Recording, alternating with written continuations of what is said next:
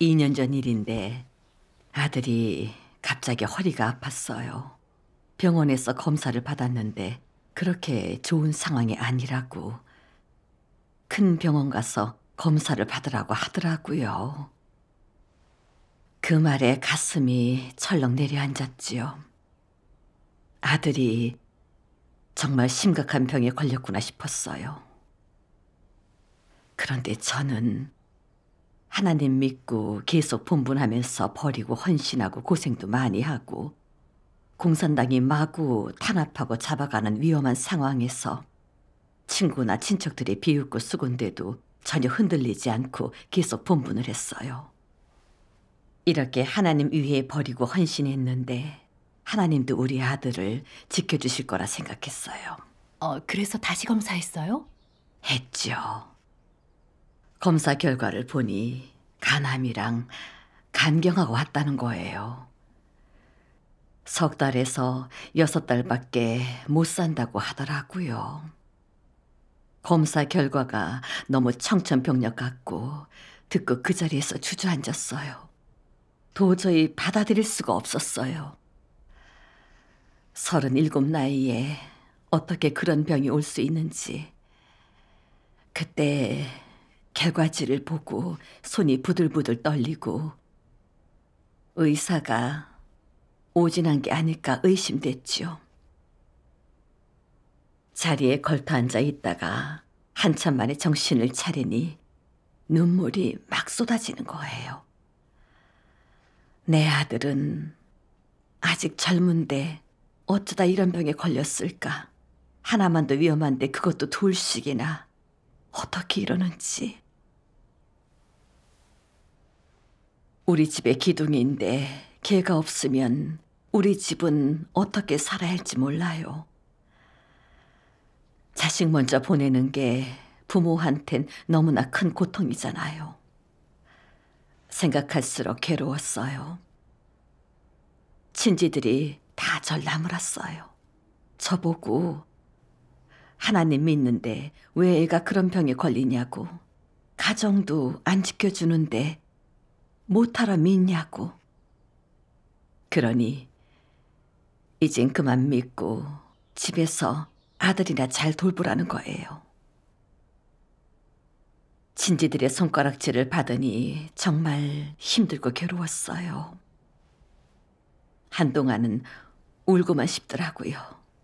거의 제정신이 아니고 기도도 싫고 말씀도 싫고 정말 힘들었지요. 하나님께 기도했어요. 하나님, 아들이 이런 큰 병에 걸려서 너무나 괴롭고 견딜 수 없어요. 당신 뜻을 알도록 이끌어 주세요.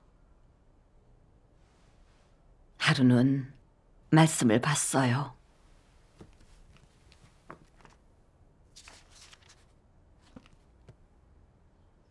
시련을 겪는 과정에서 사람이 연약해지거나 또는 소극적이 되거나 하나님의 뜻을 깨닫지 못하거나 실행의 길에 대해 잘 알지 못하거나 하는 것은 다 정상이다. 하지만 결론적으로 너는 하나님의 사역에 대해 믿음이 있어야 하고 욥처럼 하나님을 부인하지 말아야 한다. 욥이 비록 연약하여 자기의 생일을 저주했지만 사람이 태어나 갖게 된 것은 다 여호와가 준 것이고 거두어 가는 이도 여호와임을 부인하지 않았다. 어떤 시련을 겪든 그의 생각은 변함없었다. 하나님이 사람을 온전케 하는 사역을 할 때 사람은 느낄 수도 볼 수도 없는데 그런 상황에서는 너의 믿음이 필요하다. 사람의 육안으로 볼 수 없는 일에서 사람의 믿음이 필요하고 내가 관념을 내려놓지 못할 때 너의 믿음이 필요하며 내가 하나님의 사역에 대해 모를 때 너의 믿음이 필요하다. 너는 이러한 주관을 갖고 굳게 서야 한다. 아멘. 아멘. 말씀을 보고 깨달았어요. 아들이 그렇게 된 건 저한테는 시련이고 또 검증이니까 믿음으로 겪어내야 하더라고요. 욥을 떠올려 보면 그 많은 재산과 가축을 빼앗기고 자식들마저 세상을 떠난 후 그 자신도 온몸에 악창이 났어요. 그런데도 자기를 저주할지언정 하나님은 원망하지 않고 여호와의 이름을 칭송하며 결국 하나님을 아름답게 증거했잖아요. 특히 시련이 닥쳤을 때 친구들이 비웃고 아내마저 나무라며 하나님을 욕하고 죽으라고 했지요. 겉으로 보기엔 아내와 욥의 친구들이 욥을 나무라는 것 같지만 그 뒤에는 사탄이 사람 입을 빌어 하나님을 배반하게 욥을 유혹한 거였죠. 근데 욥은 넘어가지 않고 아내를 어리석은 여자라고 꾸짖었잖아요. 저도 친지들이 저를 공격하는 것도 그 뒤에 사탄의 계략이 있으니까 욥처럼 굳게 서서 하나님을 증거하고 헛소리는 듣지 않기로 했죠. 그러니 더는 그렇게 괴롭고 막막하지 않더라고요. 그럼 아들은 어떻게 됐어요? 네, 보름 후에 수술을 했는데 다행히 암세포가 제거됐어요. 그때 전 하나님 믿으니까 그분이 긍휼을 베푸셔서 병이 낫게 기적을 보여주신 것 같고 속으로 병이 완전히 다 나을 수만 있다면 좋겠다 생각했어요. 그때 갑자기 말씀이 떠올랐어요. 너는 하나님을 믿은 뒤 평안만 얻고자 한다. 자식에게 병이 없고 남편에게 좋은 직업이 있고 아들이 좋은 배우자를 찾고 딸이 좋은 남자와 결혼하고 우마가 밭가리를 잘하고 한 해 농사가 잘 되길 바란다. 이런 것을 추구한다. 너는 그저 편안하게 살고 집에 나쁜 일이 없고 바람이 불어도 네 몸에는 불지 않고 모래가 날려도 네 얼굴은 때리지 않으며 홍수가 나도 네 집의 곡식은 잠기지 않고 모든 재난이 너와 무관하길 바란다. 하나님의 품속이 아닌 안락한 곳에서 살기를 바라는 것이다. 너처럼 육적인 것만 추구하는 못난 놈에게 마음이 있다고 할 수 있겠느냐? 영이 있다고 할 수 있겠느냐? 너는 짐승 아니겠느냐? 네게 참도를 값없이 주었는데 추구하지 않는다. 너는 하나님을 믿는 사람이 맞느냐? 진정한 인생을 베풀어 주었는데 추구하지 않는다. 그럼 개돼지 따위가 아니겠느냐? 아멘. 아멘. 이 말씀에서 그릇된 제 관점과 복을 바라는 속셈을 콕 집어 드러내셨어요. 정말로 부끄러웠죠. 그동안 하나님 믿은 건 복과 은혜를 바라고 가정이 축복받기 위해서였어요. 말세 사역을 받아들인 뒤로는 대놓고 하나님께 은혜를 내려달라고 구하진 않았지만 진리 추구도 안 하고 하나님을 알려고 하지도 않았으니 현세에 100배를 얻고 내세의 영생을 얻을 목적으로 믿은 거지요. 제가 하나님 위에 헌신했으니 축복해 주시겠지 그렇게 생각했어요. 가족이 병도 없고 무탈하고 평안하게 지켜주실 테니 큰 불행은 생기지 않겠지 했어요. 그래서 기꺼이 가정과 일을 버리고 어떤 고생도 마다하지 않았던 거예요. 근데 막상 아들이 암에 걸리게 되니까 종일 그것 때문에 걱정하고 애 끓고 괴로워 전처럼 본분에 대해 의욕도 잃고 제가 전에 얼마나 헌신하고 얼마나 수고했는지를 손꼽아 헤아리면서 속으로 하나님께 따지고 왜 아들을 안 지켜주냐고 원망했어요. 그러다 이런 상황과 하나님의 심판의 말씀을 통해 하나님을 믿는 제 관점이 잘못된 걸 알았어요. 제 헌신은 진리를 추구해서 폐기의 성품에서 벗어나려고 한 게 아니라 복을 얻고 하나님의 은혜와 바꾸려는 거였어요. 그건 하나님과 거래하고 그분을 이용하고 속이는 거지요. 그쵸. 전 오로지 가족이 병도 없고 무탈하고 평안하게 지내기만을 바라며 하나님을 믿었던 거예요. 그게 배만 불리려는 교계 사람들과 뭐가 달라요? 제 추구 관점이 정말 저급하더라고요. 그때 깨달았어요. 하나님은 절 정결케 하시려고 그런 상황을 마련하신 거였어요. 아니면 제 안에 있는 불순물과 폐기함과 사탄 성품을 절대 몰랐을 거예요. 생각하니 하나님께 너무 죄송했어요. 하나님 앞에 와서 기도했죠. 하나님께 아들을 완전히 맡기고 주제와 안배에 따르겠다고요. 아멘. 그런 환경의 드러냄과 말씀의 폭로가 없었다면 우리 속의 불순물과 복을 바라는 속셈을 알 수가 없어요. 그쵸. 그 후로 아들은 서너 번 수술을 받았었는데 몸 상태가 점점 좋아지는 게 보였어요.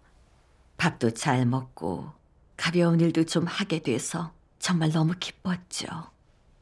특히 손자랑 같이 마이크 들고 노래하고 춤을 추는 걸 보면 전혀 아픈 사람 같지 않았어요. 그럼 많이 나은 거네요? 네. 그러니 희망이 생긴 것 같았지요. 전엔 시한부로 반년밖에 살지 못할 거랬는데 근데 지금은 벌써 반년이 넘은 거예요. 이렇게 좋아진 건 다 하나님이 축복하고 지켜주신 거지요. 그러니 저는 아들이 완전히 나을 거라고 생각했어요. 근데 제 생각대로 되지 않더라고요. 아들이 갑자기 전처럼 밥도 먹지를 못하고 배가 커지는데 점점 부풀어서 앉기도 힘들었어요. 병원 가서 검사해 보니까 암세포가 퍼진 건 아니지만 간경화가 심해져서 복수가 찼더라고요. 2번 더 수술을 받았는데 간경화는 좋아지질 않았어요. 갈수록 죽음의 문턱에 다가서는 아들을 보면서 또다시 절망에 빠졌죠. 그때 어떤 생각이 드셨어요? 그때 원망이 터졌죠. 아들이 얼마 전까지도 병이 분명 좋아진 것 같았는데 어떻게 악화될 수 있는지, 그렇게 착하고 부침성 좋고 나쁜 짓도 안 하는 앤데 주변에서도 하나같이 다들 칭찬했어요. 제가 하나님 믿는 걸 좋아하진 않지만 반대도 안 하는데 왜 이런 불치병에 걸린 건가 했어요. 그런 생각도 들었지요. 전 하나님 믿은 후로 계속 복음을 전해왔고 교회 일이라면 제일 먼저 앞장섰어요. 공산당이 핍박한다고 가족들이 믿는 걸 반대했지만 아무리 저를 핍박하고 말려도 물러나지 않고 꿋꿋이 본분을 해왔어요. 그렇게 헌신했는데 어떻게 이런 일이 생기는 건지. 그 오랜 시간 다 버리고 헌신한 결과가 이런 건가 했어요.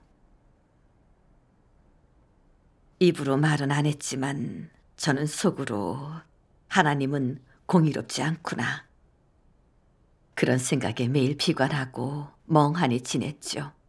삶에 희망도 전혀 없고 너무 괴로우니까 자꾸만 눈물이 나더라고요. 그런 일은 누구한테나 괴로워요.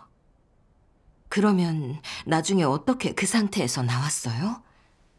기도하고 말씀에 의지했는데 어느 날 이 말씀을 봤어요.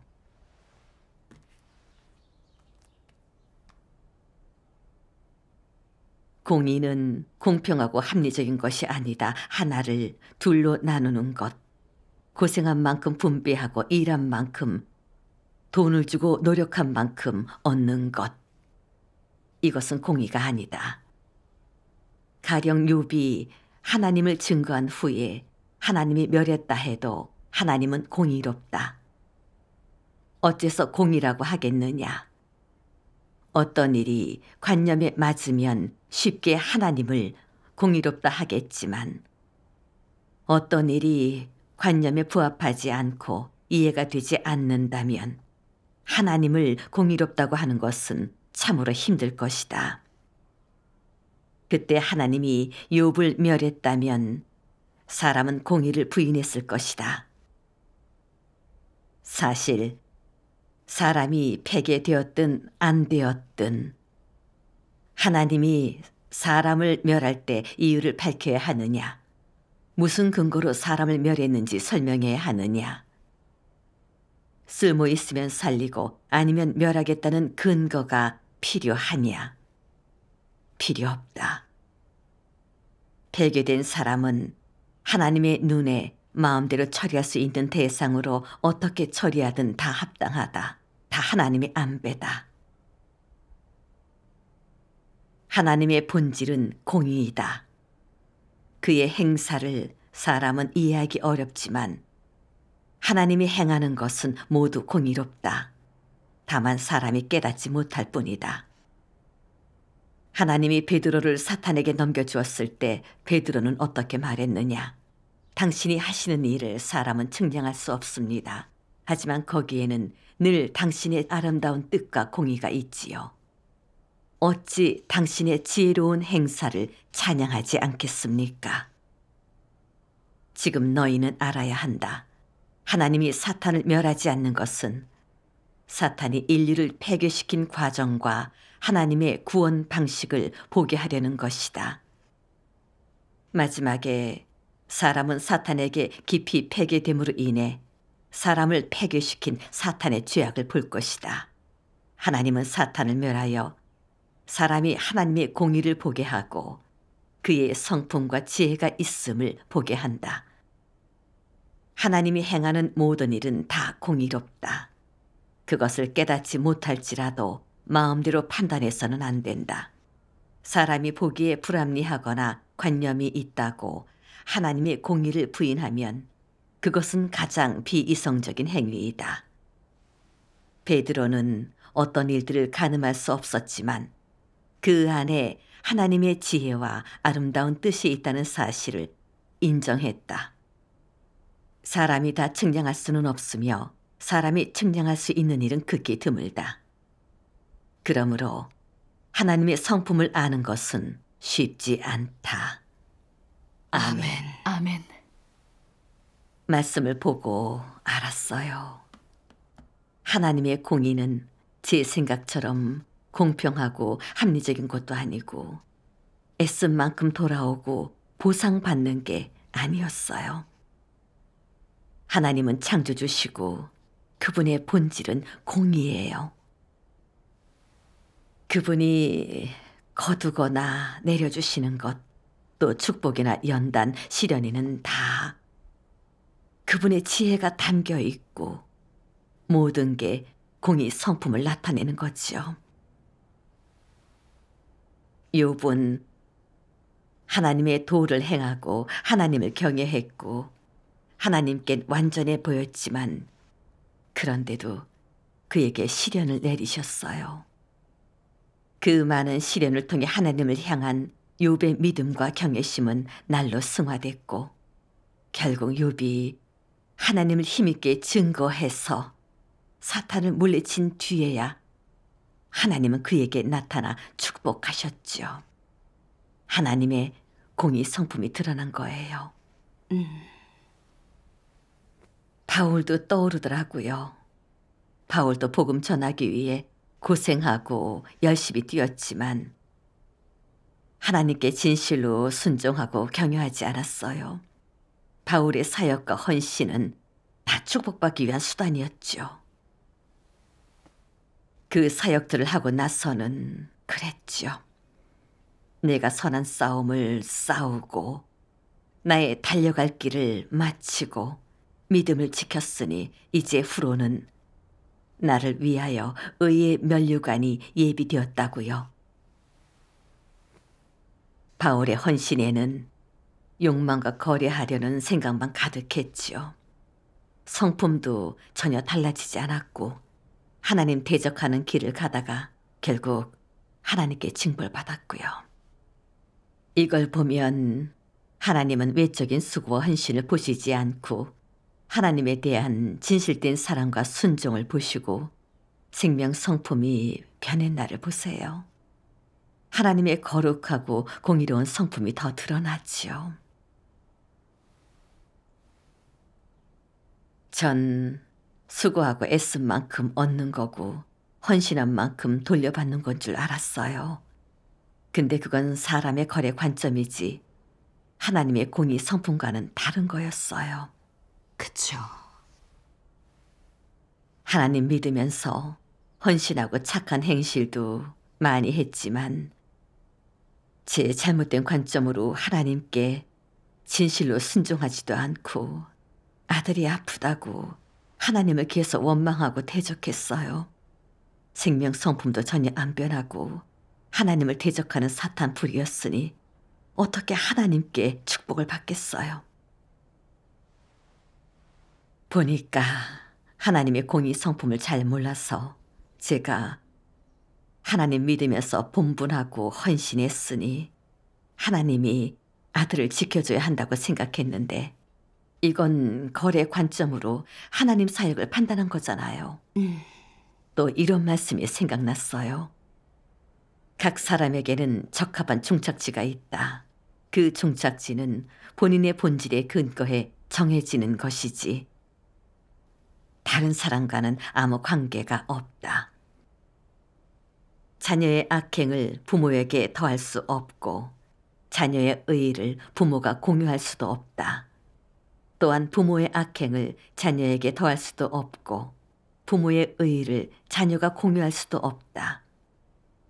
저마다 자신의 죄를 감당하고 각자의 복을 누릴 뿐 다른 일을 대신하지 못한다. 이것이 공의이다. 아멘. 아멘. 전 항상 제가 하나님께 헌신했으니까 아들이 아프면 하나님이 낫게 해주셔야지. 안 그럼 공의롭지 않다고 여겼어요. 정말 너무 황당한 관점이었죠.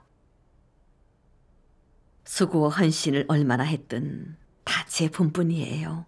피조물로서 마땅히 해야 할 일일 뿐인 거지. 아들의 병이나 운명이나 종착지와는 아무 관계가 없어요. 그걸 빙자해 가지고 하나님께 거래하면 안 되는 거지요. 이렇게 생각하니 제 마음도 훨씬 가벼워졌어요. 아멘. 교제를 들으니까 정말 도움이 돼요. 저도 하나님께 헌신하면 그분이 축복하시는 게 공의인 줄 알았어요. 이제야 제가 잘못 이해했다는 걸 알겠어요. 이 관점이 하나님과 거래하는 거잖아요. 네. 교제를 듣고 저도 알게 됐어요. 하나님의 공의가 우리 생각처럼 애쓴 만큼 얻는 게 아니네요. 공의는 하나님의 본질과 성품을 말하는 거고 하나님이 하시는 일은 모두 공의로워요. 우리가 이해 안 되는 일이라도 하나님의 공의로운 성품이 담겨 있죠. 당장은 깨닫지 못해도 진리를 구해야지 관념대로 하나님을 원망하고 판단해선 안 되죠. 그쵸. 그건 빛비춤이고 실행길이네요. 네.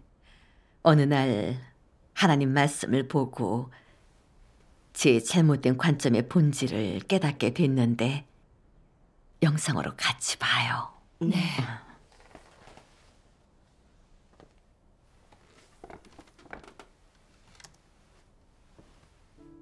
전능하신 하나님 말씀. 적그리스도에 해당하는 사람은 아무리 많은 일을 겪어도 하나님 말씀에서 진리를 구해 해결할 줄 모르고 하나님 말씀을 근거로 사물을 바라보는 일은 더욱 어렵다. 이것은 순전히 그가 하나님이 하는 말씀 하나하나가 진리임을 믿지 않고 하나님이 말씀하는 모든 일에서 갖추어야 할 올바른 태도를 받아들이지도 않기 때문이다. 그가 믿는 하나님은 오직 한 가지, 바로 이적과 기사를 나타낼 수 있는 초자연적인 하나님으로 관음보살이나 석가모니처럼 이적과 기사를 나타낼 수 있는 거짓 하나님이다. 적그리스도의 생각에 하나님은 신주 뒤에 숨어서 사람에게 공양을 받고 사람이 바치는 음식을 먹고 사람이 피우는 향으로 호흡해야 한다. 그러다가 사람에게 어려운 일이 생기면 손 내밀어 도와주고 사람이 구하는 것이 있을 때 정성껏 소원을 빌면 마땅히 능력 닿는 범위에서 사람을 도와 그 필요를 채워주어야 하는 것이다. 적그리스도에게 있어 그러한 존재가 바로 하나님이다. 그런데 오늘날 하나님이 하는 모든 것이 적그리스도의 눈에는 하찮게만 보인다. 왜 그럴까? 적그리스도의 본성 본질을 보면 창조주가 피조물에게 행하는 모든 양육, 목양, 구원 사역은 그가 필요로 하는 것이 아니다. 그가 필요한 것은 현세에서 일이 잘 풀려 만사형통하는 것이고 현세에 징벌받지 않고 내세에는 천당에 가게 되는 것이다.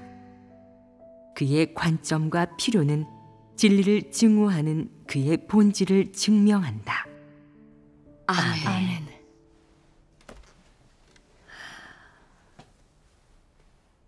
말씀이 가슴에 와닿더라고요. 반성하면서 깨달았지요. 전 늘 제가 하나님을 믿고 헌신했으니까 하나님이 당연히 절 축복하시고 우리 가족을 평안하게 지켜주셔야 한다 생각했어요.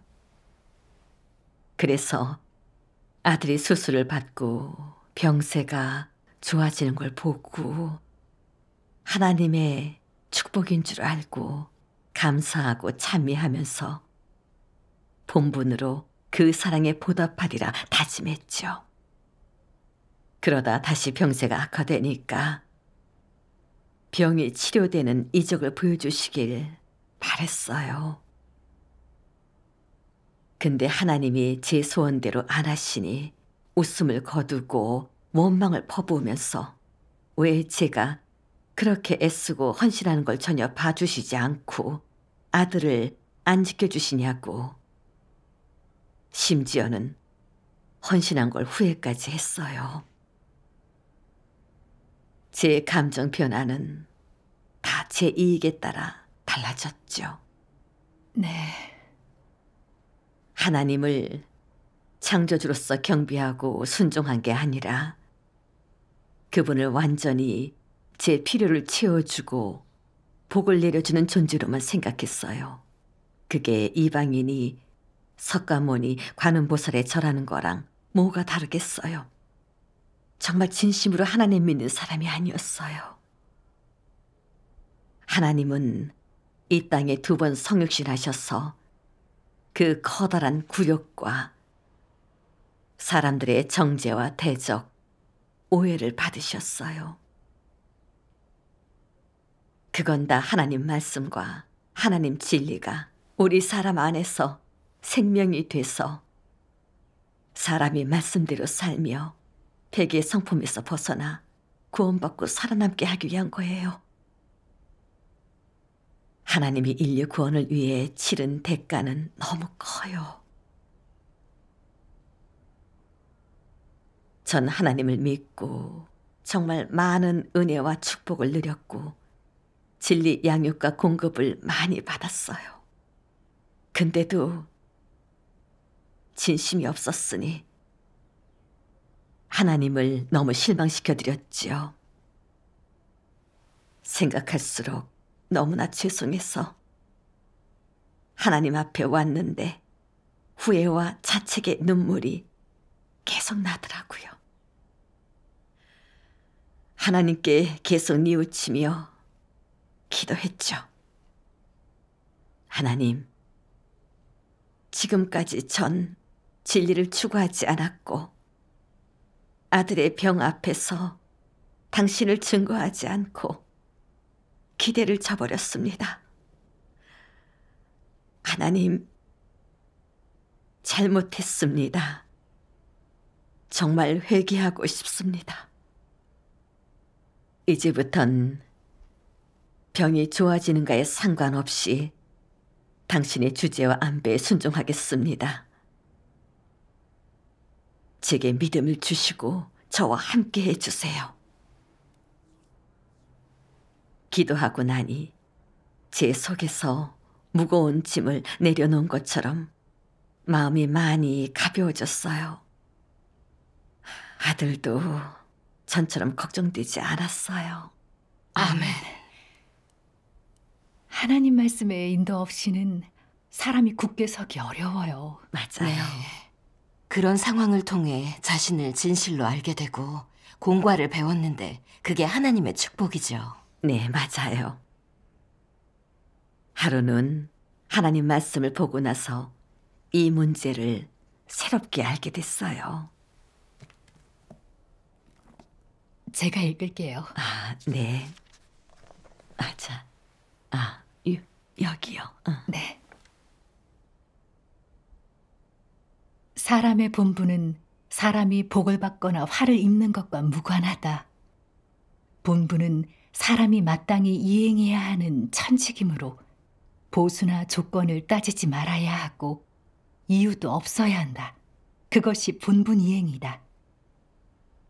복은 사람이 심판받은 후 온전케 되어 누리는 복을 말하고, 화는 사람이 형벌과 심판을 거친 후에도 성품 변화를 이루지 못해, 즉 온전케 되지 못해 받는 징벌을 말한다. 그러나 복을 받든 화를 입든 사람은 피조물로서 자신의 본분을 이행하는 동시에 자신이 해야 할 것과 할 수 있는 것을 해야 한다. 이것은 한 사람으로서 하나님을 추구하는 사람으로서 갖춰야 할 최소한의 것이다. 너는 복받고자 본분을 이행하거나 화가 두려워 본분을 거부해서도 안 된다. 나는 너희에게 이런 말을 하겠다. 사람이 본분을 이행하는 것은 마땅히 해야 할 바이고, 사람이 본분을 이행하지 못한다면 그것은 사람의 패역이다. 사람은 본분을 이행하는 과정에서 점점 변화하고 또 그 과정에서 비로소 충성심이 나타난다. 그러므로 내가 자신의 본분을 이행할수록 더 많은 진리를 얻게 되고 내가 표현하는 것이 더 실제적이 된다. 아멘. 아멘. 하나님 말씀으로 깨달았어요. 화나 복은 사람의 본분과 무관해요. 전 피조물이니까 본분으로 하나님 사랑에 보답하는 건 당연히 해야 할 일이지요.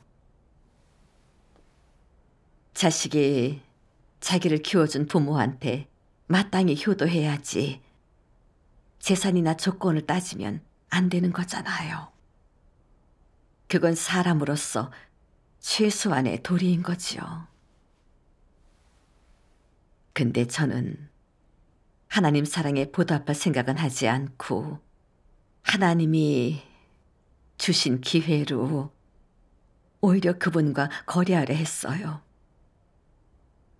좀 헌신했다고 하나님께 은혜와 축복을 바라고 못 얻으면 그분은 원망했어요. 양심도 없이 그분의 고심을 저버린 거죠. 특히 아들이 아픈 뒤로는 하나님께 요구만 하고 오해하고 원망했어요. 생각할수록 자신이 밉더라고요. 속으로 다짐했죠. 병이 낫고 말고를 떠나 다시는 하나님을 원망하지 않겠다고요. 나중에 아들의 병은 갈수록 악화되고 하루하루 더 안 좋아졌어요. 그러니 마음 아프고 괴로웠지만 속으로 많이 내려놓게 됐죠. 그러다 이 말씀을 봤어요. 모든 피조물의 탄생과 등장, 수명과 결말, 그리고 그 일생의 사명과 전체 인류 가운데서 맡은 역할은 하나님이 전부 계획해 놓은 것이다. 그 어떤 사람도 그것을 바꿀 수 없다. 이것이 창조주의 권병이다.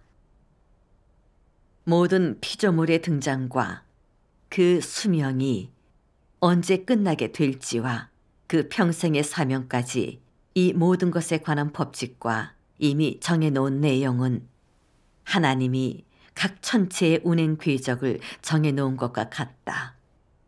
하나님이 정해준 궤도에서 정해준 시간 동안 운행하고 어떻게 운행하고 어떤 법칙을 따를지 일찍이 정해놓았기에 수천 년, 수만 년이 흘러도 변하지 않는다. 이것이 하나님이 정한 것이고 하나님의 권병이다. 아멘. 아멘. 맞아요. 하나님은 창조주시고 사람 수명도 그분이 정하세요. 그쵸. 몇 살까지 살고 평생 얼만큼 고생하고 복을 누릴지는 다 하나님 손에 달렸죠. 사람이 세상에서 선행을 많이 했다고 수명을 늘려주시거나 악행을 많이 했다고 목숨을 일찍 거두시는 게 아니라 선악에 관계없이 하나님이 정하신 수명이 다하면 생명을 걷어가시는 거죠. 누구도 바꿀 수 없어요. 아들의 수명도 이미 다 정해놓으셨어요. 하나님은 공의하시니까 전 그분의 주제와 안배에 순종해야죠. 아멘. 아멘. 이걸 깨닫고 그렇게 괴롭지 않더라고요. 아들 병세가 어떻게 되든 피조물의 본분을 다해 하나님 사랑에 보답해야죠. 아멘. 아멘. 결국엔 올해 3월에 아들은 우리 곁을 떠났는데 하나님의 말씀에 인도가 있어서 아들과의 이별을 바르게 대하게 됐고 마음의 고통도 덜 수 있었어요. 아멘. 아들이 병을 얻고 지금까지 2년을 떠올리면 고생도 많이 했지만 바로 그런 상황이 있었기 때문에 복을 위해서 하나님을 믿던 제 비열한 속셈을 깨달았어요. 또 제가 사탄에게 깊이 폐기됐다는 것도요. 그걸 해결하지 않으면 하나님을 원망하고 대적하게 돼요. 그쵸.